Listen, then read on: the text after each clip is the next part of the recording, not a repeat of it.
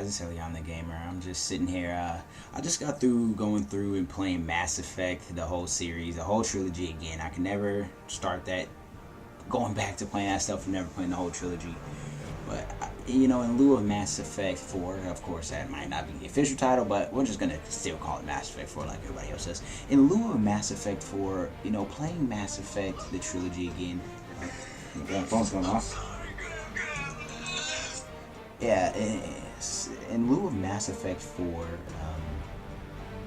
I thought about some stuff that obviously, you know, for Mass Effect, it's really just the simple things that I like, you know, the ability to take on and off your helmet. Even if they did something like an Isaac Clarke kind of thing, or like Transformer type shit, and it comes off of your face whenever you're doing the speaking cutscenes, because I'm nitpicky like that. I like that stuff. You know, I had one scene in Mass Effect 2 where, you know, obviously I looks badass. I wanted in Mass Effect 1 to always be able to wear the breather version of the helmet, but never could. They put it in Mass Effect 2, but now you can never remove your helmet whenever you fucking want to. So I was just like, okay, I'm just gonna wear my helmet all the time. So I had this one scene where you help the girl on the one planet, I can't remember the name of the planet, and she's like, oh, whatever, and she goes up to kiss your cheek, but, you know, I'm wearing my helmet. I'm like, robbery, BioWare, of my cheek kiss, because I totally didn't get it, you know. And it's just little things like that, the ability to take on and off your helmet.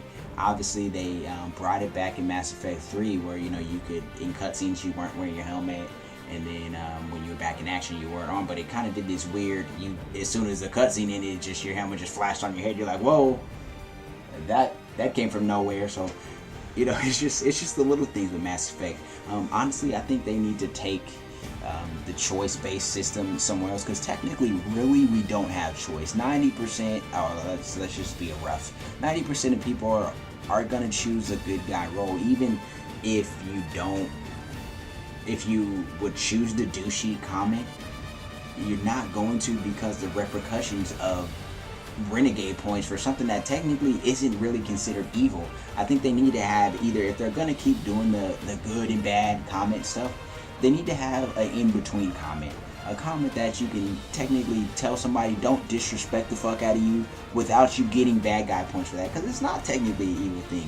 I think they would be better off scrapping a good and evil concept altogether, because who can really define what's good and evil, unless, you know, they come out with some options where there's some kids down a well and I have the option to save them, to just ignore the situation altogether, or throw a grenade down the well and blow all the kids up. Obviously, throwing a grenade down the well is clearly some butt-ass evil shit. I would be a fucking douche to do that, and I'm clearly evil. But I'm thinking that in that regard, you know, they should just scrap the good and evil thing and just go with what is technically considered tough choice-based decisions. You know, for example, like the whole blowing up the relay and killing the Batarian planet, that isn't even bad or good. That was a tough choice, and even the game doesn't reflect. I don't remember if I got renegade points for that or whatever, because I tried to warn her. Maybe I got light side points for that. Maybe, I don't know. But even that in itself, in the game, reflects it as just a tough choice. It can be considered evil to some people, and some people will, in the Mass Effect universe, consider it just some evil shit, whereas other people understand where you came from, and other people are like, man, that was some tough ass shit to have to decide. They should just fill the game with tough choices like that. I don't really see why I should tell somebody says fuck me to my face, and then I say, whoa bro, don't come at me like that, fuck you, and I get renegade points for that. I'm just telling him, hey, fuck me, no, fuck you, alright? That's not renegade. I'm not an evil person for doing that or saying that, nor am I technically really a douche, you know, for telling somebody not to disrespect me. I think they should change it to just tough choices, you know, not good and evil, because the majority of us are going to try to shy away from doing what we would really say, thus taking away the choice-based option, just to avoid, you know, getting renegade points for something outrageously stupid. And now you have playthroughs where you play where you're being purely good on principle, and then you're like, well, fucking, I'll do another playthrough that I do nothing but make all the wrong evil decisions. I mean, shooting Counselor Udina, I mean, he pulled out a gun, dude. Is that really renegade points? Is a cop a bad guy because he shot a guy that was going to shoot somebody else, or possibly another officer? No, he made a tough decision, a tough choice. He had made a call in the field of duty, and, you know, it's like, Give us that. Don't give us bad guy, good guy shit off silly shit. Unless it's truly some bad guy crap. I mean, you know, like the grenade scenario. I'm throwing a grenade down the wall on the children. Obviously, I'm a bad guy douche. You know, give me some bad guy punch for that. I made that decision. But what I really would love to see is that there's a lot of great characters in the Mass Effect series, and there are so many of them that do nothing but sit back on the ship. I would, especially for a shooter. Now, for Japanese RPGs like Final Fantasy, this is a little bit harder to do in explaining and bringing your entire team with you. But for a shooter, I mean, they can do ways where you take your entire squad with you. I loved the Citadel DLC for that. You know, I had all my squad members there, or a majority of them, and it just felt awesome. I felt like for once everybody's contributing. I felt like I had a close interaction with everybody. It was fun. I had ridiculous amounts of fun. That was probably one of my funner moments throughout the whole Mass Effect 3 game, you know, besides my romance with Tali, who I love. Yeah, I'm a Tali guy. But that DLC was fantastic because it took everything into account, and, you know, that was just amazing. For a lot of the times as I'm playing Mass Effect 3 and I'm saying all these goodbyes to people that I never used in my team, I'm like, the goodbyes are a little patched, you know, it just doesn't make any sense. And it's not like you have enough mission awareness to know, okay, you know, I'm going to be fighting these kind of people on this mission. I should bring Samara, or I should bring Jacob, or you know, or I should bring Rex, or anybody like that. You know, you're just gonna bring whoever the fuck you like. One, most people are gonna A, bring the girl they're romancing, and B, bring their next favorite person, Garrus. You know, so you're like, everybody else can try to just kick rocks. You're not really bringing them. So it would be awesome if they had a thing where you set your A squad, so you have you and, let's just say, for example, I bring Tali and Garrus, then I have my B squad and it has Jacob and such, and then I got my C squad and bam bam, and then you can turn it up to these, you know, and you already know the first thing that they're going to say, well, that's just overkill for you as the player, it's not going to be challenging. Say what? Kick it up to insanity and allow that ability, and that's how we can go ahead and kick it up to insanity, because it feels awesome that you're running with all your people. I don't care if it's an easy playthrough. You can play on easy even when you have 3 people. Who gives a fuck? Let people play the game how they want to play the game. If I want to bring my whole squad, I can bring them. And it would be even more awesome if you come in there with just by yourself because you thought you can handle that shit, and then you can just summon in A or B squad, a C and B squad, and you're like, holy shit, Normandy, I'm in some shit. Joker, go ahead and send the shuttle back down with Garrus, such and such and such and such. I need some fucking backup. That would be fucking epic. And not only can you replay the game over and over again, that kind of shit would just be awesome. Even to a point where you gotta get pulled out of a mission and get evac for a mission that you thought you were good, and all you do is end up missing out on some guns because you didn't prepare for the mission right. But that would just be some awesome shit. It would provide complete replayability. So many people would have different stories and adventures in their Mass Effect instead of the same stuff that we have. We all went through the same shit over and over again. You might have done some missions slightly different. I don't know, you know, what the route you took, but just adding some type of variability to that. And then in that regard, increase the AI, man. There were times where I'm just sitting here feeling like I'm just the shit, and how awesome would it be to feel accomplished because all of a sudden you call B squad to come back, and Garrus, your boy, is leading B squad, and he comes down and reigns fucking supreme death with his team down on it to give you cover fire, and you're like, oh my god, my boy Garrus totally got me. That's an awesome ass feeling, just as awesome as feeling completely badass solo. But I mean, just that aspect, I would just love to see an increase in the AI smarts and ability to just go ahead and just, you know, actually feel like they're contributing. I mean, that is why some people love multiplayer. That's why the multiplayer is good. I feel like, you know, I got somebody smart that's contributing there.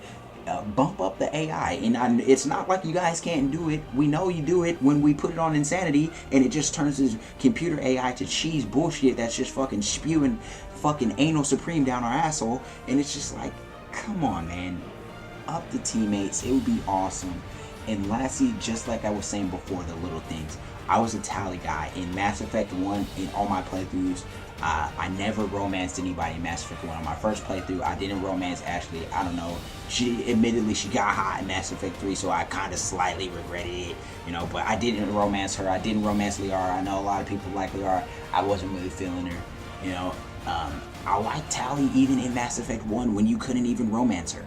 I would go down to the engine department down there and just have chats with her regularly, and I was only disappointed that after a while I didn't have anything else to say. I felt like a lame, like, oh my god, I'm chatting her up but I don't know nothing about it and I can't talk anything about it. And then when she became available to romance in Mass Effect 2, I was like, yes, finally I did that. And in Mass Effect 3 I was eager to pick it up and continue.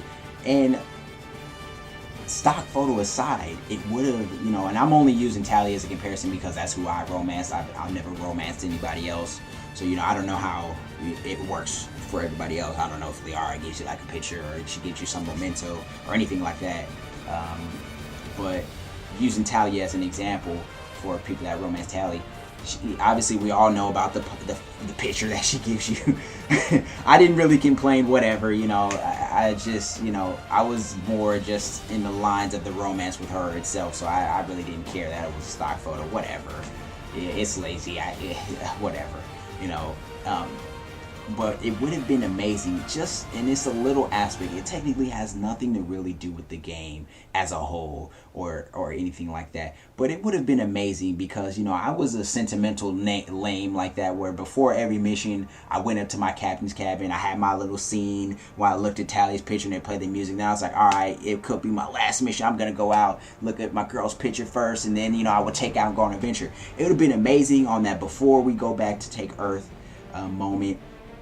I totally just could take that picture with me as a memento, and then as I'm dying and shit, spoiler alert if you haven't played Mass Effect 3 somehow yet, I'm dying and I can pull out my picture in my last moments, and I can choose my flashback. If I didn't want to, if I did romance Liara and I didn't have any momentum like that, I can go ahead and choose to flashback to some awesome moments with her or some awesome moments with my crew, or it would have just been awesome to have that slight ability to do that, to, as your last dying moments as Shepard, to go ahead and be like, oh man, I pulled out my Tali picture, I looked at it, remembered some cool moments, and I'm reflecting on it, and I smile, and then I fade away and die. But at least I got to choose my memento, We all, let's be honest. The Mass Effect 3 ending wasn't that bad. I just didn't want it to end. I was hoping at the very least I would have some kind of option to go back and make some Quarian human babies on Ranosh with Tali. You know what I'm saying? We were talking about the house and the beach front view and everything, and I don't even get one ending where I get to go back and live